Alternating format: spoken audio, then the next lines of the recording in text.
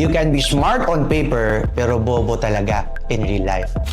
Naval said that the true test of intelligence is getting what you want out of life. And that line is painful because it exposes this.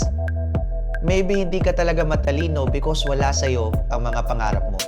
Here's the clarity test I want you to run today. First, name what you want in a single sentence. Not growth, not success. Say it like this. I want blank pesos per month. Or I want an 8-hour sleep routine. Or I want one strong relationship that feels safe. Second, price it. Ask yourself, what am I willing to give up for this? Comfort?